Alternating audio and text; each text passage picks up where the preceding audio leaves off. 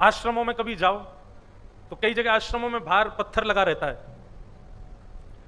अपनी दादाजी की स्मृति में, पिताजी की आज्ञा से, माताजी के कहने से मैंने इस आश्रम में ये कमरा बनवा करके, और नीचे अपना एड्रेस लिख देते हैं उसमें। एक जगह तो आश्रम में मैं रुका, वहां पंखे पे ही लिख रहे थे। कहीं चले जाओ कूलरों में लिखे रहते हैं भेंटकर्ता का नाम नीचे।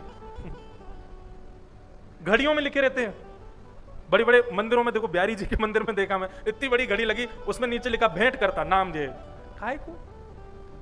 और फिर वही व्यक्ति जिसने भेंट करी ना, बिहारी जी जा रहे हो घड़ी देखना, घड़ी, ये नहीं कह रहा ठाकुर जी को देखना, घड़ी देखना। हमारे वृंदावन में फूल बंगला बनवाएंगे मंदिर में, और फिर ठाकुर जी बेचारे इतने से दिखेंगे, नीचे फूल बंगला बनवाने वाले का नाम दिखेगा, इतना बड़ा नाम। क्यों क्यों जरूरत है? दया करने के बाद में, परोपकार करने के बाद में, सेवा करने के बाद में क्यों उसका प्रदर्शन?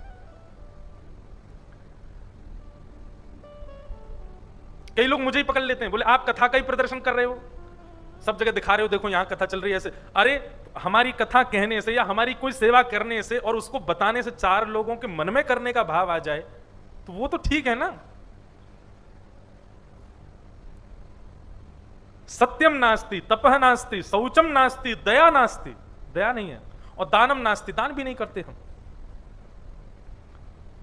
सत्यम नास्ति, तपह शौचम, दया दानम न विद्यते। बोले हमारा उद्देश्य क्या है? नारद जी कहते हैं संसार में हर मानव का एक ही उद्देश्य है। और वो उद्देश्य क्या पता है? हमारा, मेरा, आपका, हम सबका एक ही उद्देश्य है। उदर भरिणो जीवा बकार कूट भाषण, केवल और केवल पेट भरना हमारा उद्देश्य है।